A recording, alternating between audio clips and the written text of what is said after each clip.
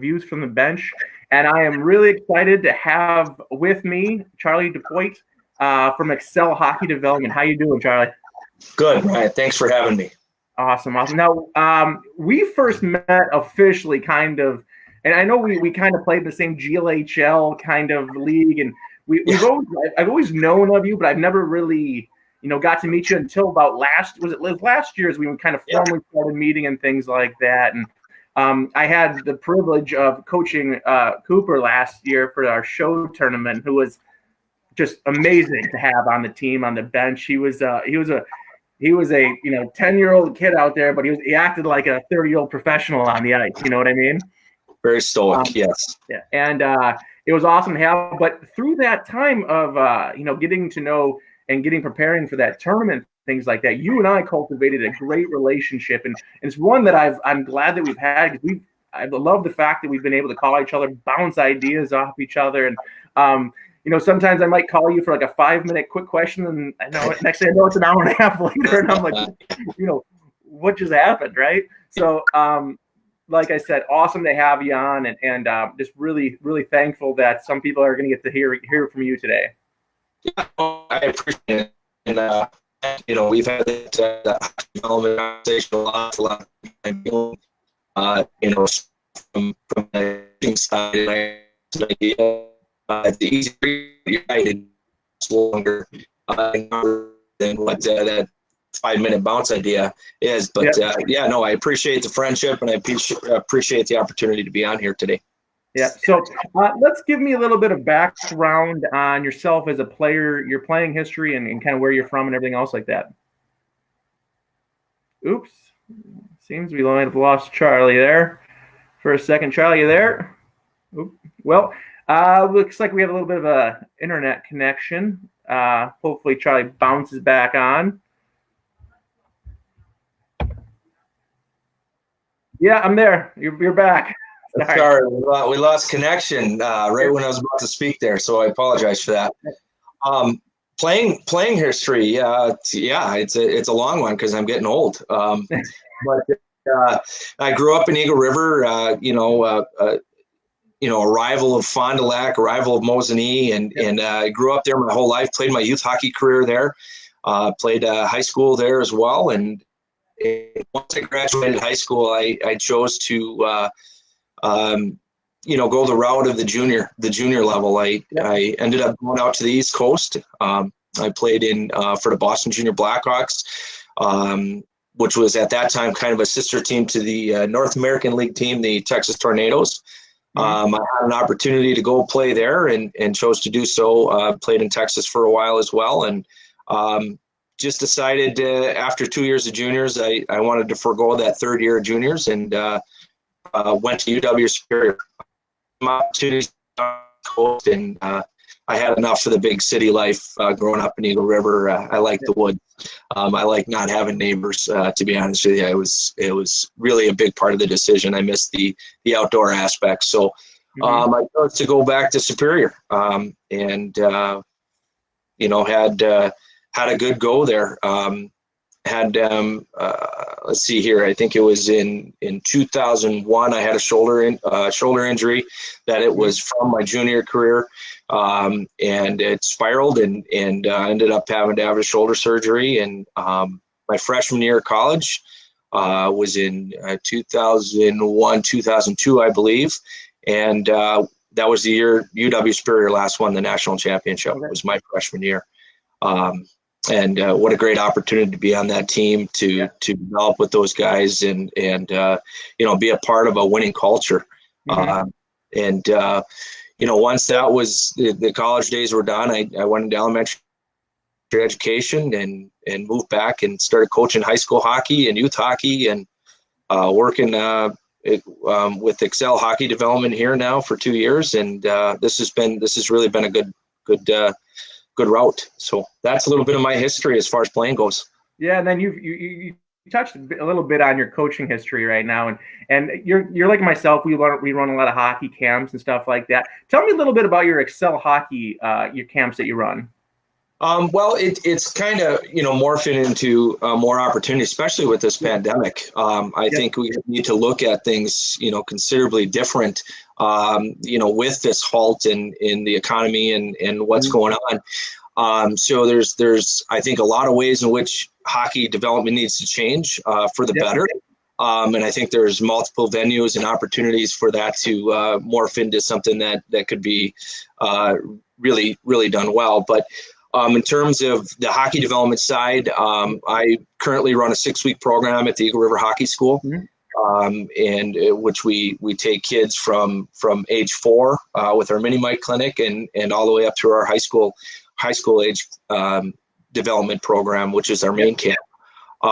It runs 6 weeks, and we put the kids on ice 6 hours a day, and really the focus is skill development. So we take your kid at the skill set they come in, and we try to develop them in a way that they come back and make their association or the program they're playing for better. You brought up something I wanted to touch on, because you've helped me out a lot with our Hockey Factory homeschool by providing drills. I just want to say thank you for that. They've been amazing. I've had a lot of great feedback on it. But you've also been one of the people that I've really appreciated during this time period, because you're like myself. Like when we're trying to provide info to kids for free. We're not looking for anything like that, and it goes a lot to your character when you're allowed to give drills for free, take time out of your day, and you're not expecting anything for it. But the great thing is it's like you said, it's changing the game, right? Kids are at home right now, and they're able to work on their skills and develop their skills at their home without having to worry about what's happening next season, because you're providing them that information.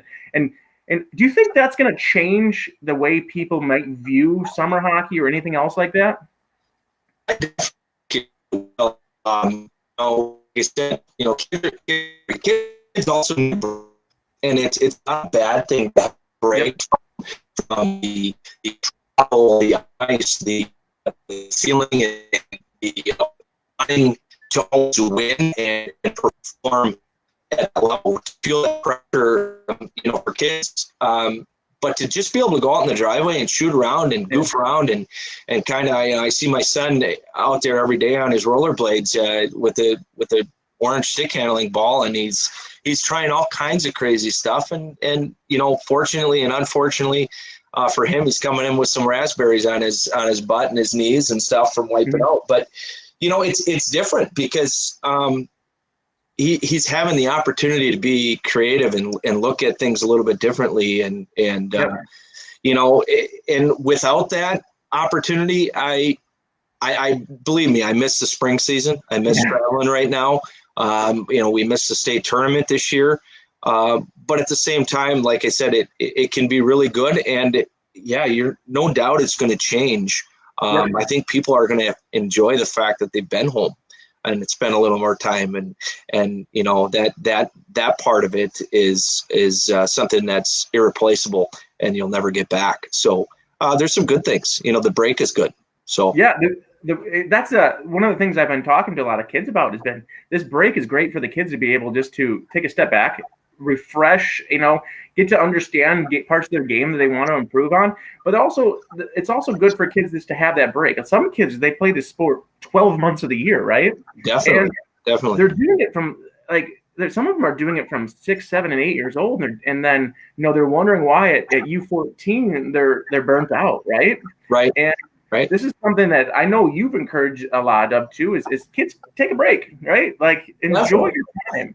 And we talked about it earlier too. One of the great things about this time is I think parents are starting to understand, like it's pretty nice to have family dinners every night, right? Like it's honestly crazy all winter long. It's rare that we get to sit down as a family, and granted we have 4 kids, so six family members sitting down is always tough to do with the dance schedules and school schedules and hockey schedules and all that kind of stuff.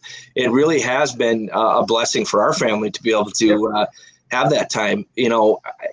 It's again, it's a different time and it's adjustment and it's out of routine and it's hard for everybody, but there's a lot of positive sides to it. And again, with my son and my daughter, I had to have the conversation with my wife that don't worry about the fact that Cooper's not out there shooting every day.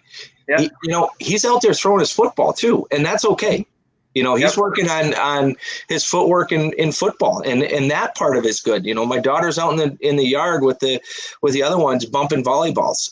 So, those are all things that are going to make them hungry, I believe, when they get the opportunity to be back on the ice. I think having that little break is gonna create an appetite for skill development on ice once they get that opportunity. Yep. As well. And do you think this break with all the amount of time families are getting together, do you think it could change maybe how parents look at travel? I mean, instead of like at the tier 2 level, instead of going to 5 tournaments a year, maybe, hey, you know what? Maybe we do 2 and take a couple weekends off to be a unit again. You know what I mean? Do you think that could influence parents' decisions on how much travel they're doing and things like that? I hope so. I mean, to be honest with you, I really hope so. I mean, Joe Pavelski has always said that his whole life in terms of, you don't get better in the car. Yep. So there's things that they can do where, and that's coming from me. We do travel with our son, and he has that opportunity to play, on a good team and do well. But there also are the benefits of doing something quality, having great opportunity to do something quality, and it doesn't have to be 10, 12 tournaments. It can be 3 or 4 and just be good ones, and then focus on the skill development again, which is something you can do in your driveway, in your garage, in your basement, on a local ice sheet where you're going out there, even if it's just playing shinny with your buddies. I mean, that's some of the best development I had growing up was, not worrying about whether or not you lost the puck, but trying some creative things and to find that threshold for what you can do in a game. So yeah, I mean, I think it's personally, I hope it does change the outlook of that mindset. Yep. And that's one of the things too, is that, also I'm starting to see, we're talking to coaches on this on this show and things like that. One of the things we've noticed is that a lot of coaches are starting to get that mentality of skill development, individual skill development. And then lately too, is also you're seeing a lot of coaches that are starting, and you share this mentality too of we don't have to win games, right? And we talk about that a lot. It's like, you don't win games. And you and I have talked a lot. Like, talk to me about the freedom that you experience as a coach when you don't have that pressure to go out there and win a state tournament every year or win that tournament. What does that do for your practices? I mean, it's huge. Could I implement a structure, a system or something like that focuses on the short-term wins? Definitely. I think that's something I could do. In terms of the long-term development for each individual kid, I think that's a detriment to their development. In terms of there's two scenarios. You got people who win, right? Yep. Then there's the people who are afraid of that word win. But then you also have the people who combine and merge the two that say, all right, win. What is the definition of winning? Is winning on the scoreboard? Is winning? Are we afraid of always striving to do that?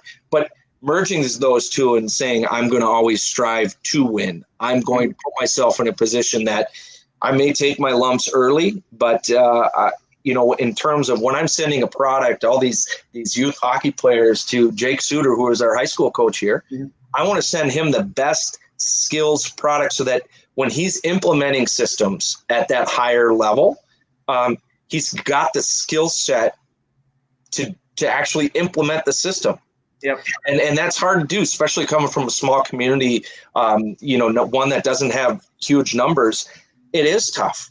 But if you're shrinking that skill gap while maintaining a high skill set, he's going to have something to work with when they get to high school. And that's my goal as a youth coach, as a hockey director, is to try to shrink those skill sets in the best way I possibly can, and really focusing on that skill development.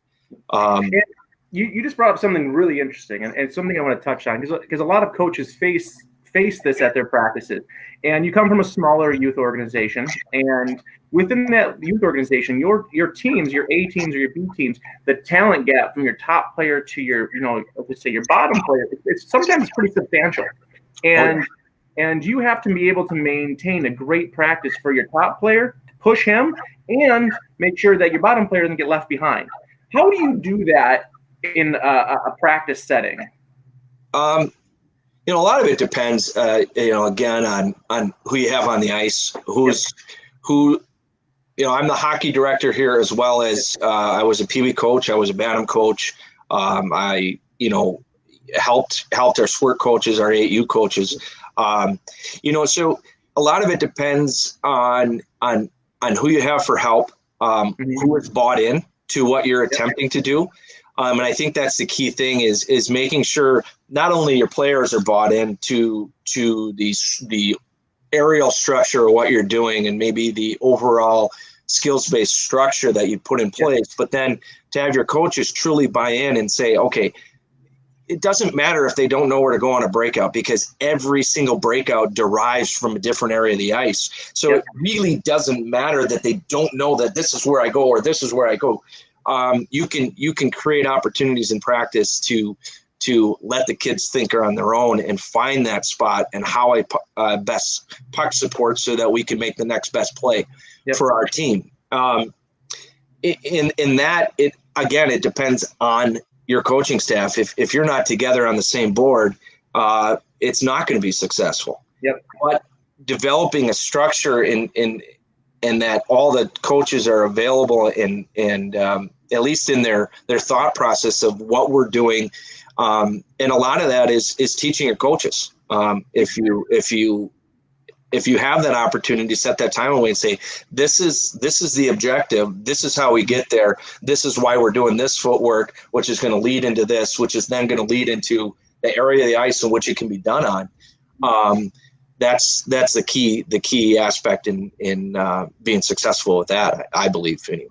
Yeah, and that's something that I always try to reiterate to a lot of the parents in your parent meetings and things like that, is that anybody can come on the ice and help us, right? Like if you have very little experience, but you know how to skate and you're willing to put a helmet on and go to the ADM class or the USA Hockey Clinics and things like that, I will take you on the ice all day long, because as you very well know, you can educate coaches as long as they're willing to learn and soak up everything you're giving them. Like, you can have a coach, teach them how to do a concept, and they can pick it up pretty quick, right? And the other big thing too is I've had a lot of my coaches that don't have the highest experience or level playing, but man, they can relate to a coach and they can relate to a kid. Definitely. I mean, I'm learning things now, right? They have a mentality and they have a demeanor that I see and say, man, you really connected with that kid, right? And then boom, I'm learning how to connect with that kid on the bench as well. But you brought up a great thing, is that even in small associations and big associations, we need help on the ice. I've never said no to a coach coming on the ice with me, right? Never. Exactly. And nor have I. Yeah. And as long as I think it's important that the environment that you're creating and the culture that you're creating within your association, within your team, within your panel of coaches, is that it's a reflective environment. And and if it's not reflective, then there's no way to move forward. We have coaches on the ice that have never played the game of hockey before, and guess what? They've turned out to be some pretty darn good coaches. And the more coaches we have on the ice, if we're running 4 stations a night and we're combining we don't have the numbers to support an A and a B team. We haven't now for 2 years. We have 1 SWIRT team, 1 Pee Wee team, 1 Bantam team.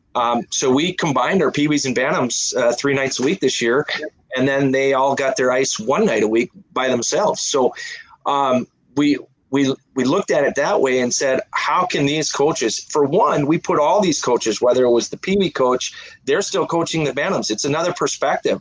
And as long as, again, you're talking about how you respond to certain players, you can move forward in the right direction. But again, it's important that you have a reflective environment so that the coaches are saying, okay, that didn't work. How can we change that? We understand where the concept is, but the kids weren't getting it. And as long as you convene afterwards and put your strengths of certain coaches, use those strengths where you kind of mask those deficiencies of those coaches, whether it be one coach is not very good at skating, allow that's where the numbers come in. Like you said, you don't turn that away. You don't turn coaches away because they can manage a station. And then I can go around and float and work on all the different skill sets because I'm able to do so. And some coaches aren't. So managing that system is tricky. But again, it's definitely doable. Yeah, so, and that's something you brought up too that I wanted to touch on, because you told me about this, and it's something that we started doing in Fond du Lac with our development program was, traditionally sometimes associations, they have their Pee Wee A's on with their Pee Wee B's, and then or Pee Wee A's with the Pee Wee C's, because you have split practices and things like that. But I loved how your association was able to think outside that box, and like you put your Bantams on the ice with the Pee Wees, and then you're getting your top end Pee-wees the ability to skate with maybe a skill set of higher at the Bantam level to push those kids. And some of the Bantams who need to work on their skill sets of, maybe they're, that they haven't quite mastered yet, they can work on those with the Pee-wees. And you said, like, it created a culture in an environment within your association where every kid was getting what they needed, right? Definitely. And again, that's that reflective part of the environment is, we can ability base, and because we're looking at putting about 30 kids on the ice between two teams. Yep. You can ability base your groups, and that might mean that you have a first year or maybe even a second year possibly a first year Pee Wee skating with a Bantam group, and if that's where they're at, then so be it. And I think kids can learn from that. It's kind of creating that push-pull situation where, if you don't have this leapfrogging of abilities where, kids are passing each other and then they're like, oh, I better get my butt in gear because this kid who wasn't as good as me 3 weeks ago, he's passing me. He's in a different group. Okay, I better get my butt in gear. It creates this positive competition. It's not the unhealthy competition where it's just this jealousy. It's a positive competition that is making everybody better, and that's ultimately what you want to create. Because the reality is, we can lead the horse to water, but you can't make the horse drink, right? So you provide the best structure and the best opportunity for kids to develop, but they have to take the step, and creating that competition is part of it. Yeah, and that's it. And that's one of the things that I'm glad you brought that up, because it's one of the things like that associations and like a smaller association like yourself is able to kind of turn on a dime more and reinvent your structure. Like, you know what I mean? And do its best. And I know larger associations, they struggle with that because there's a lot more hoops to jump through and things like that. But I always try to encourage the coaches on the ice together, the associations, and when you talk to them, is that think outside the box. Like, see what you've had as what has been your norm, and then legitimately look, can we change that? And then, because that sometimes people are like, they always, I hate to be cliche here, but they say like, oh, that's just the way we've always done it. Well, as you and I both know, well, why do you think the teams are struggling at all of these levels? Why do you think that none of these kids have moved on or things like that? And it's because they're too tired or they're too afraid of the change and to think outside that box. And that's the other thing too, is I found with associations that a lot of times parents have fantastic ideas. Like, they really do. They might not be happy a lot, but they have some great ideas, but they're too afraid to go to that coach because that coach played, hockey, or that coach is intimidating, or whatever it may be. And I always encourage parents just say it. If I think it's a bad idea, I'll probably won't tell you that, but it also opens up my eyes of maybe I'm doing something wrong, right? Exactly.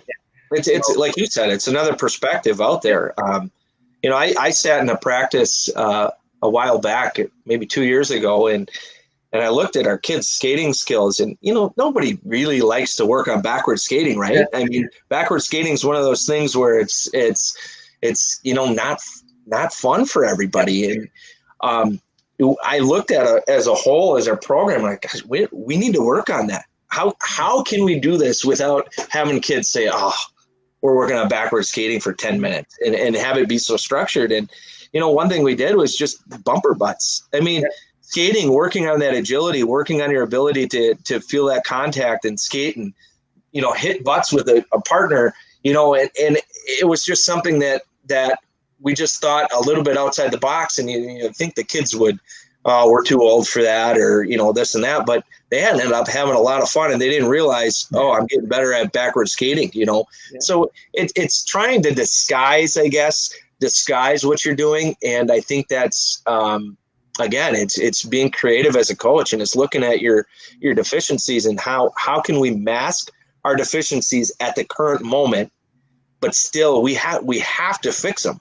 We have to fix them. And, sometimes when you can throw a loop for your players where they don't really even understand what they're working on, I don't think that's a bad thing.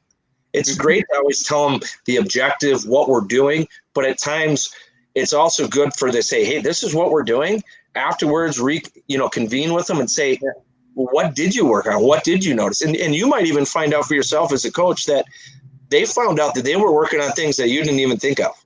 And that's kind of the aha moment for a coach when kids are critically thinking and being reflective on their own skill development. And that's, that's exciting as a coach. Kind of makes you feel dumb at times too, but nonetheless, it's a good thing.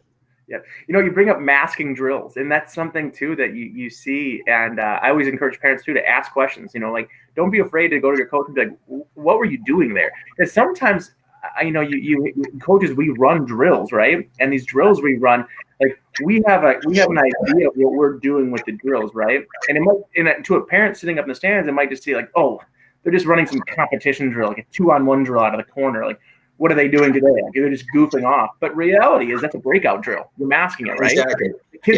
The kids don't even realize at the time that they're doing a breakout drill with the 2-on-1. You jump the puck in the corner, defenseman goes, picks it up, the forward checker's on him right away.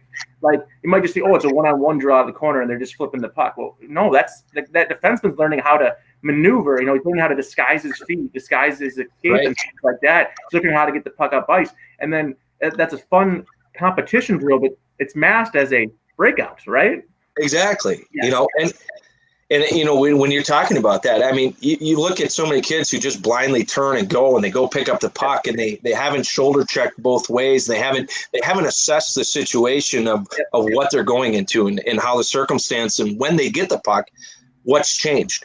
So there's all those aspects that they're learning. And yes, you're pointing them out, as you go, because you don't want to miss those opportunities to point those out. But at the same time, they're learning those on their own. And then again, when they make that pass and they gotta gap up quickly, and they gotta figure out how to turn and what's the best way to force them to turn to an unlikely situation for the forward. Those are all things that are learning. But yes, you're right. The parents don't know that. We're thinking that in our head, and we understand why we're doing it. At least most of us coaches, we didn't. We're actually putting that into play for a specific reason, rather than saying, "Hey, I found this drill. It looked like a cool drill. Let's do it. Have that purpose for that drill."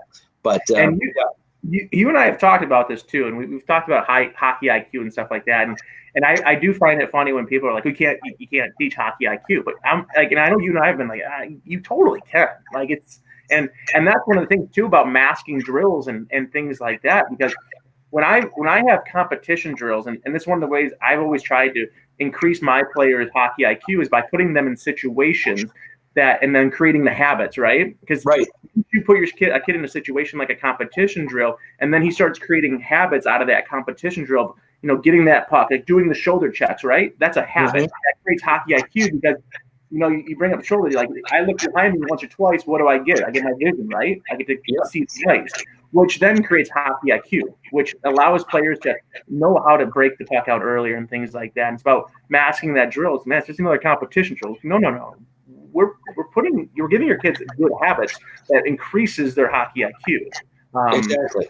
Yeah. And all the skills stuff that you do prior to that is what makes them successful in doing it. Yeah. But again, if you don't have the skills up to that point, then on top of you throw them in that drill, they are going to be unsuccessful. But that doesn't mean it's not a bad idea. It doesn't mean it's not a good drill. It means they still got to figure it out. And there's kids who have that innate ability to do it faster and to do it quicker because their hockey IQ, maybe they're second generation or third generation, and they've seen it more, and it comes quicker to them. There's other kids who don't learn that way, and I'm an educator, so going through this multiple intelligences, there's different ways in which kids learn and process, and you got to give them that opportunity multiple times so that the habit can be created well and the skill set can be worked on. And without that, you don't get that movement forward. Yep. So one of the other things too, and we've talked about it, like as a coach, like there's things that coaches think they can control, and there's things that coaches can control. What are your thoughts on, just what are your thoughts on things coaches can control and things, and as far as a game and practice and stuff like that? I think ultimately the reality as coaches is really our ability to prepare the kids, right? Yep. I mean, what you do in practice is ultimately how you prepare for the upcoming contest. And your contest, in a sense, as much as it is also an assessment, it's also a development opportunity to get better. So you take your game situations, you look at competition, you scope your competition. And I think that's the one thing we do off ice as coaches, as game schedulers, all that. We look at how are we going to give our kids another development opportunity to get better on the weekend. And again, as coaches, we assess what we didn't practice leading up to that. How did that prepare us for the game? I'm not talking about systems or that. It's how we worked and how we said, okay, this skill set is something that we need to work on. Let's focus on that. Now we can see what it looks like in a true game setting against kids we don't know, and we can't control the circumstances of it. Because that's the reality, is we can't. Yeah. We can't control the circumstances of the other team and even really what our kids do, because they need to go out and execute it. And if you were in that same situation, 9 out of 10 times you wouldn't have made that same play. But the reality is they need to learn through that, and they're the ones that still need to execute. Our job as a coach is to prepare them for that. What we do is a pregame warm-up. To get them focused, to get them, really harnessed in and prepared for that contest. And I think as a coach, once you teach your kids that your job on the ice is to manage your shift, my job is to manage the bench. That's my job. Once they realize that that's my role as a coach and that's their job as a player, I think that's where you really become successful as a coach. Yeah, because that's one of the things too. I've tried to, you catch yourself doing it as a coach. Like you want to try to control everything that happens, right? And then when you stake like that back perspective view of like overhead view of it, you realize as a coach, like we really can't control what happens on the ice. Those kids, that's the kids' time, right? We try to prepare them, we try to get them ready for the game, and as long as we understand that we can't control what happens during a game, we can help them.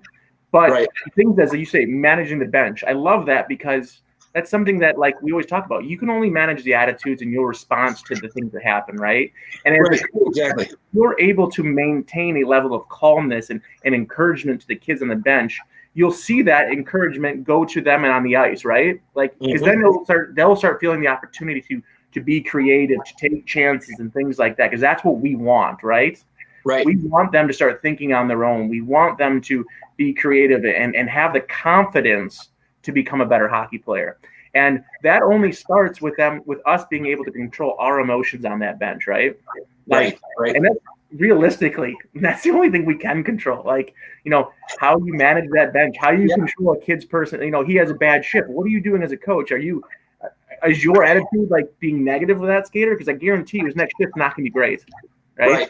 Exactly. But if you were able to show that and control your emotions and show the kid, like, hey, like, it's okay. Like, you made a play. Love the play you made. But why don't you look at this? And then that kid's going to go, okay. And either he's going to try it or he's not. And that's exactly. Exactly. And like you said, it's still his choice when the situation arises. And, that's one thing as a coach that I need to improve on. I mean, I've learned firsthand, and again, I make the same mistakes over and over, just like these kids do. And I try not to, you try to teach them constructively, but at times, sometimes your emotions get the best of you, and sometimes then you're kind of the one with your head down saying, "Ah, man, I failed these kids." And that's where, as a coach too, there has to be a little bit of humility in your willingness to show humility and say, "Hey, man, I didn't prepare you guys right. I didn't hold my cool. I need to apologize to you guys." And that goes a long way with, in this game, the response. The response to what you're in control of is you want to develop a trust, not only between you and your players, and you and your coaches, and you and and the parents at the youth level, and also from player to player. And there's a lot of trust in this game, and showing humility and that is a big part of it. And that's also it leads me to what things we can control in a game, and it also kind of goes to the parents a little bit out there too. Is that I do find it funny sometimes. I get a little bit like on the bench when I hear the parents from the stands yelling like skate, shoot, and saying all these things, and you're going, no, that's not what we're teaching them, right? And that's something I always like telling parents is like you can't control a lot from the stands. Like exactly. You control very, very little. So like yelling at your kid on the ice to shoot the puck or pass the puck, or yelling at another player, or skate faster or whatever it may be, like you got to let the kids play. You got to let them be in control of what they do on the ice. If you have constructive criticism or recommendations for them after the fact, then by all means, talk to your kids after the game. But the first thing you should be learning as a parent up in the stands is that you can't control what's going on the ice. Like as coaches, we try to we try to get them to, as coaches, we are trying to get them to understand what's going on the ice. But, as parents, it's tough. Like, and we don't need to be yelling at them. We constructively, let's bring them in and, and offer encouragement and things like that. So. Right. And I think, to go along with what you're saying, totally agree with everything you're saying there. I do think it also can create some confusion for the kids. Oh, yeah. They're listening. And of course, just like every kid, you listen to, or you hear your mom and dad. You don't always listen. You don't always do what they say. But guess what? You're hearing them. And now that's another thought in your head. When you're already struggling as a player to process because, we practice this in practice this whole week, but guess what? This player isn't there, and the second forechecker's here, and that wasn't the way it looked, at this time. So they're processing how all these things have changed, and now they got to make a decision. But they got this person yelling this, you got another person yelling this, and they're just confused. So I think it does create a lot of confusion, and sometimes our best job is to just cheer when there's a goal scored and be a fan and again, the parents play a big role in that as well. Yeah, and I've told parents of bantam skaters, don't ever yell at your kid out. Never yell something on the ice to bantam skaters because some of these bantam skaters, they're processing so much, right? They got the puck on their stick, they got a winger open, they got a guy who's coming up trailing behind them, and then now we're throwing into the equation a big 200-pound guy trying to run them down. Exactly. And if they're hearing you say shoot, and that split second takes their attention off of that puck, watch out. Exactly.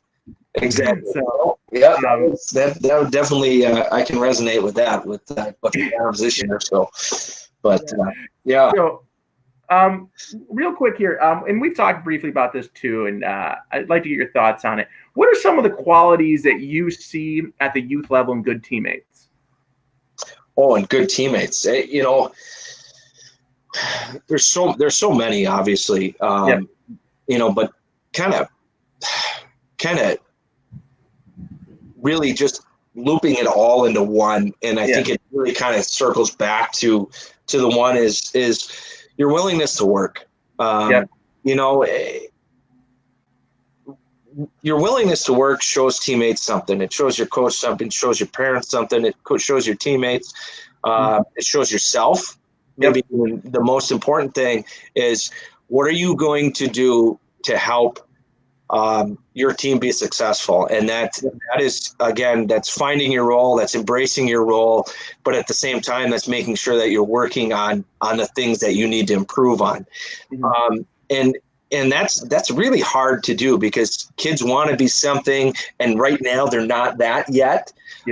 And that's something that makes it really, really challenging to take all these different personalities and pull them in and create this team. But I think it really comes down to your overall willingness to get better, to put the time in, to make sure that you're making the people around you better. And that's one thing that there's a lot of other personality traits that come into fact. I said it earlier, is being humble, willing to take ownership for when you don't make the right player or that. And that's, again, that reflective environment that we as coaches try to develop in the culture of our team. But again, I can't think of a better way to say your willingness to work, and it's in multiple facets of the game, not just on the ice, but also off the ice, how you respond to your teammates in your pregame dynamic stretching or whatever that be. So I don't know. You got to create that. You got to create that positive competitive environment that is around, allowing people to always be reaching and to always be pushing themselves. Yeah.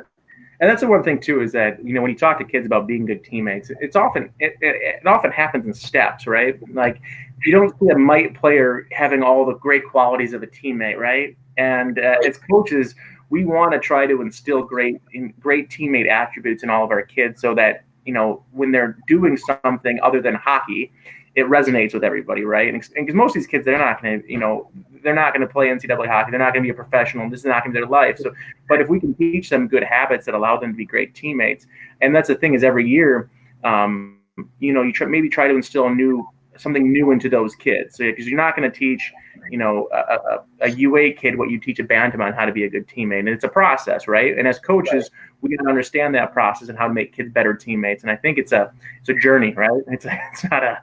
It definitely is. I was fortunate enough to over the last few years with running the hockey camp in Eagle River. A number of years ago, we had a buddy of mine, Jeff Pellegrini, came in, and he's coaches at Shattuck St. Mary's. He coaches the 15U team. But prior to that, he had been coaching out on the East Coast and was at Northeastern University as the assistant coach of the girls program, was at Harvard. So he's got a good background of coaching. And, one thing when I was doing this interview, and kind of the way we're doing, where we're kind of sparking some conversation, he had mentioned to these hungry high school kids who were there working on their skill development, but he was relating it to life and how he gets more phone calls from people who are pursuing his girls or his players from a job interview standpoint, not a hockey standpoint, but a job interview standpoint. And they want to know what they're like as a teammate. They want to know how is this going to relate to in the job setting, in that world, in the real world. And that was really powerful for those kids to hear, that life in terms of hockey as a competitive nature is going to change for them, and some sooner than they want it to. But the reality is life is going to continue to go on. So how we prepare these kids for what life is going to throw at them, this team sport, which we call hockey, is the best possible thing for these kids in their development as a citizen and as an employee, or maybe potentially an employer as well. Yep. So, and then give me a piece of advice, any piece of advice you want for a hockey youth parent out there. Oh man. I have to listen to my own advice sometimes too. But to put it all together is, this opportunity, especially given the fact of the circumstances that we're all facing with this pandemic right now, enjoy it. I mean, it lasts so minutely in your life. As a hockey parent, we get 18 years, 20 years, if we're lucky, to watch our kids be able to play hockey, and just enjoy it. Be a fan. You don't. I sit there and as my kids' coaches, oftentimes I coach them as well. Yeah. When we get in the car after the game, I always have to tell myself, remember, you're not going to get this conversation back. So how are you going to make this meaningful? Don't sit there and tell them every mistake they made. They already know. Yeah. If you as a coach and you as a parent have created an environment that is reflective for your kids and everything they do, they already know what they're doing wrong. And so for you to sit there and badger them on everything that they're doing wrong isn't doing anybody any good. It's just creating some resentment. So I think the best thing you can do is really just always remind yourself that you can't get that conversation back, and that you really can focus on some of the things they did well, create that positive relationship with your kid. And again, just be a fan. I mean, be a fan, because some of us get more time to watch our kids play, some of us don't, and you want to make sure that you make the most of each one. One of the things I do, and granted, my daughters are, one's almost turning 7, the other one's 5 right now, and they play U8, so it's not like it's anything like amazing as far as like games going on or anything. But one of the things that I think someone told me, and I say it to my daughters every single time I get in the car. I ask them 2 things, or I ask them one question, then I say one thing to them, and then it's gone. We don't talk about hockey unless they bring it up. But the thing I always say is, I say, like, did you have fun? And it's like I usually get the slushies were great. I'm like, oh, sweet. I'm like, all right, cool. And then I always tell my daughters I loved watching you play. And my oldest daughter now is at that point where she's like, ugh, I know, Dad. And I'm like, all right, just want to let you know that I love watching it play. And it's also because, like, I don't have that right now as a dad. I don't have that, I'm not vicariously living through my daughters, because, I mean, they are super young. It's like, I don't, if they like would ever get the talent to go to the Olympics, would it be amazing? Yes. Do I expect it? No. But it's also one of those things I just hope that they play the game, right? Exactly. I just want them to play, like, and I know how it was with my parents and me, and it was a little bit later because I played club hockey my entire time. So my parents were able to drive me to the rink at 17 years old, and junior and senior in high school. Like, that was still part of the they still had to drive me to Toronto.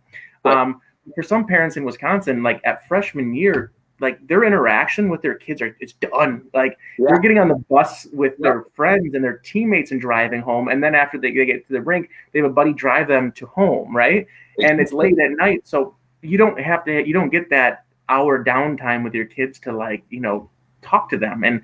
And that's the thing, is that, like, parents, they don't realize that it literally happens. It's done.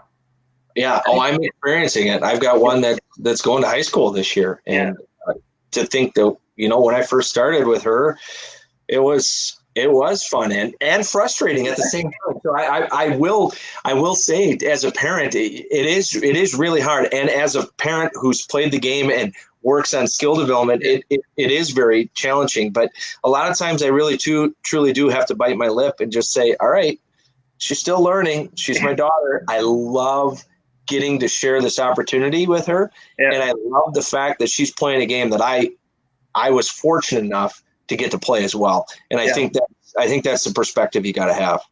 Oh yeah, because it's rough. Like I saw my mom go through it, and it was that, like, what, and she told me at one time, it was after I graduated college, and she said it to me, like, and I was my mid 20s when this happened, and it dawned on me not until I had my first daughter play her first tournament, like Jamboree weekend, what she actually meant with that. And that she said, what I wouldn't give to have one more road trip with you.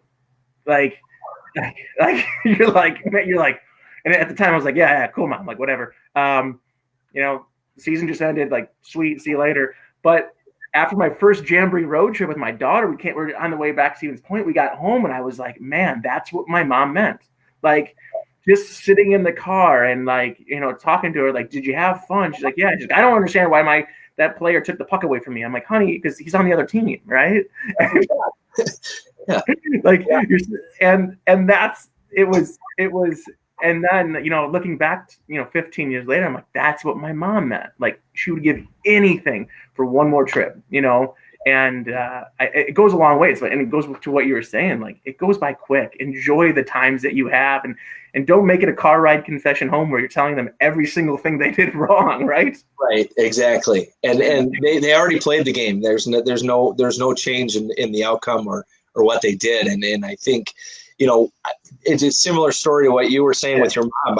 I get that opportunity now because, my dad was able to go with us last year to Toronto to watch Cooper play, and he got to go watch Maddie play with TW this year. And so those I get some of that back a little bit, but it's still different. So I just, I want to make sure that the relationship that I have is one of that where I feel comfortable with my parents saying, hey, come watch your grandkid play. Yep. And they love it. And it's a great opportunity, and it brings those good memories back of the opportunities I had with my parents, which, hopefully I'm able to do as good of a job as my parents did with it. Let's face it, the reason why we get if you played hockey, the reason why you're getting your kids into it is because of the experience you had that your parents probably fostered, right? And that's one of the reasons why, like, right now, like, hockey for me, it bonded my family. Like, it was one of those things where, it's that me and my brother have that same relationship right now where it's like, hockey's the thing that has brought us super close together. And, I love them to death over this. And it's the same thing with my parents. And we forget that, right? And that's the reason why we want our kids to play. It's one of the reasons why, like, I'm so, like, all I care about is making sure my daughters play. Don't care. Like, I don't care how far, how far they go. I just want it because I know the relationship it built with me and my family. And I want that that oneness, that bond with my kids, right? And then hopefully it goes to the grandkids too, so I can sit there and be a grandparent. Being a part of it. There's something about the camaraderie in this sport, not just with your own family, but in the families that you create outside of your own tight knit, blood family, and that's one thing that I will forever cherish in my life is this opportunity to share this with my kids and with my kids with their grandparents. It's really special, and it's something that again it can be gone. It can be gone like that. So take every advantage of it being a positive, memorable moment. Yeah. And then the last question I have, I always ask it to everybody, is if you could give yourself one piece of advice when you were 12 or 13, what would it be? Oh, there's so many pieces that I would love to rewind back and give myself. And I sometimes probably heard a lot of this that I'm about to say, but I was maybe unwilling to actually listen to it. And I guess one thing that I learned throughout my career was I was always maybe the kid who wasn't the most talented, but I always really worked at it. I always wanted to catch the person that I knew was better than me, but I didn't always know how to go about doing it. And that's one thing that this game, this circle of true hockey development, it's actually quite small. And you find that it can also be intimate in the sense that you and I and many others in our situation that are coaching, we want to share, we want to help, we want to give the kids the opportunity to play beyond what I had the opportunity to play and maybe make a career of it.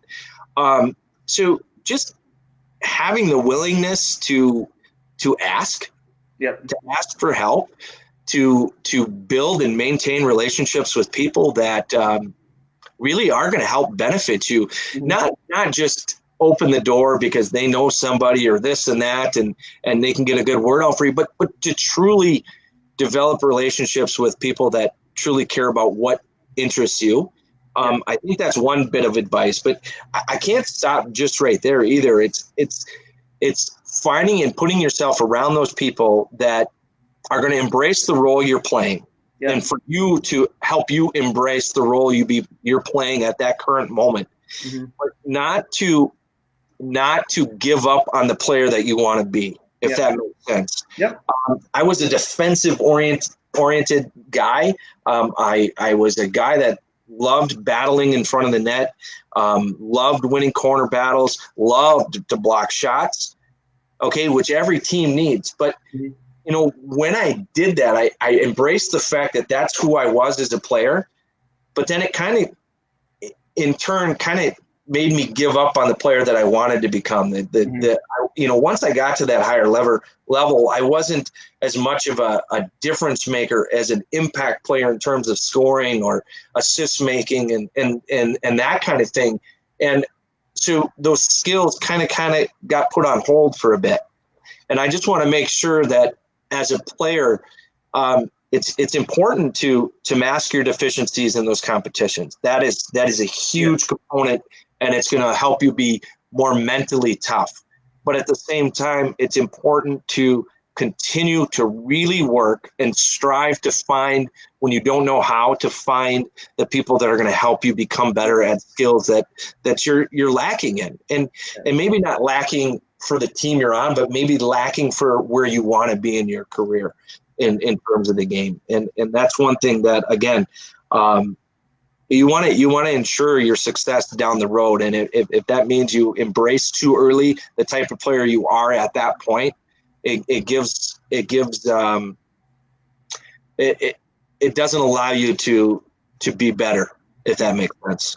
Yeah, that's perfect, because that's one of the things too. Like, you probably hear the cliche all the time. You are who you surround yourself with, right? Exactly. And if you're surrounding yourself with people who are continually wanting to better themselves, right? Mm-hmm. And as parents, we want our kids to be hanging around those people, right? we want our kids to be hanging around with other kids who want to better themselves, who don't have a complacency with just being okay. And it's perfect you said that, because as coaches, we want to see that with our players too. It goes back to being a good teammate, right? Wanting to work harder, become better. And that's where kids, if they could understand that kid, he might be your friend, but he's complacent with just being okay. And it's not saying you don't have to be friends with him anymore, but it's also like, there's all these other kids who they want more, they want to better themselves, they want to compete, right? And they also accept you for the player you are, and then also want you to be more than just that, right?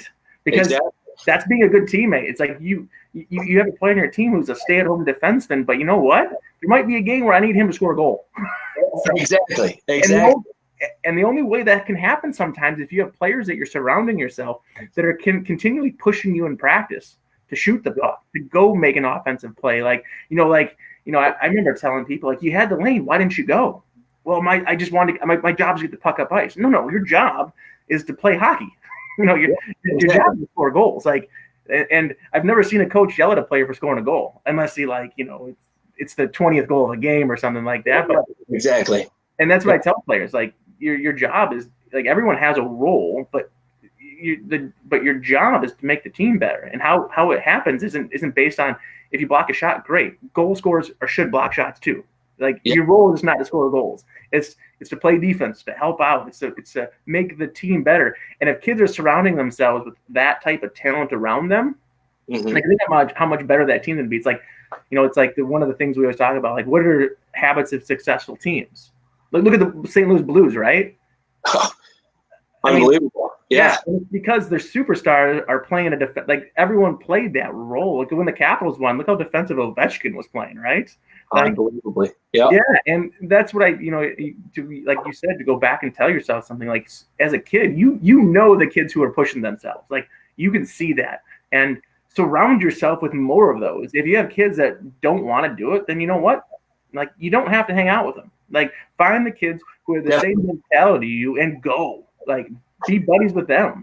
And then you're going to see your game explode. So, and that's a little bit of kind of what I was talking about, is you're talking about surrounding yourself with those players, surrounding yourself with those people that are going to help you get there.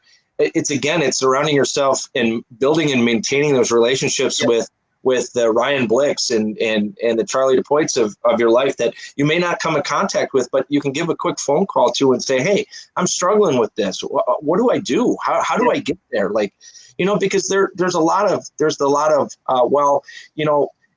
the more perspective you have in that, you get to filter it all out and figure out, take bits and pieces. And there's the people who, this is the way I did it in 1984.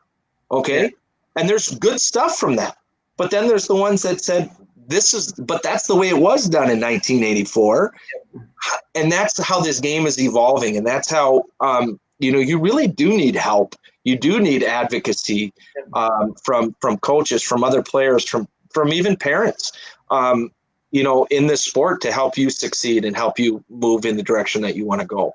And again, like you said, you nailed it. I mean, it's surrounding yourself with the right people and surrounding yourself with really the right personalities that are you can kind of pull from. But again, your personality is gonna develop from that, and it's gonna help them in return as well. So. I hate to, not to be negative here, but it's like one of those things where you have some parents that you and everybody knows a parent on their team or an opposing team that you're like, oh boy, like he's yelling things from the stands, he's on the referees all the time, you're like, and that parent's like standing by themselves, right? It's like, exactly. There's reasons for that. You know what I mean? There's reasons why some parents seclude themselves, or they wonder why no parents are around them during games. But that's the thing too, is like, even as parents, like you can surround yourself with the right, friends for your kids. And I always encourage that, because that's important. Like the values that some of the parents that are on your teams, and sometimes you can see that like you need to have your kids surrounded by the parents who have those good values that can build your skater, and make them better, not continually be negative and you don't want to say tear things down, but they don't help the process. Right. They need the process. And I often tell people that, like surround yourself with the people who are going to help you. And it doesn't mean like, be the good old boys club, but it means, surround yourself with the kids who are the parents that share those same values that you have, that are going to only make yourself and be in a better situation. So right, exactly. But I just want to say that's all I have for everybody right now. I just want to say thank you for coming on. It's another long one, and I knew it was going to be long with you. I love talking to you and everything like that. So every phone conversation. Yeah, a quick question, then an hour and a half later. Exactly. But I just want to say thank you for coming on. Do you have any last bits of of words or anything like that you'd like to say to people? I'm sorry, it was breaking up there. Oh, I was going to say, do you have any last bit of encouragement or words you want to tell anybody out there? This time is going to pass. Like I said, there's things that we can look at, and this is going back to how we respond to things that don't go right or as planned. There's definitely some positives in this, and for me, with my family, I'm getting to look at an opportunity to be at home with them and spend some time with them and do projects with them and kind of take that step away from hockey in the traditional facet that we normally see it in. But there's a lot of positives that can come from this. Even my outlook on how I can do things differently in terms of hockey development when we're in situations like this. And it's kind of opened my mind up for some different ideas that can help kids develop the sport they love. And so it'll pass, and it might just be a little bit longer. Who knows? Maybe a lot longer. I don't know. I don't know what the fall is going to hold for us, but it is what it is, I guess, and we need to move forward and take advantage of the opportunity with our kids. And control what you can control. Control your attitude, control your response to how you react to these situations. But I just want to say thanks again, and then check in next week for another Views from the Bench. We have it Monday, Wednesday, and Friday. Next week, I got some great guests coming on, so be sure to check out those. Thanks again for coming on, Coach. It's always a pleasure, and I just want to say, everyone, good luck out there and stay safe. Thanks again, Ryan.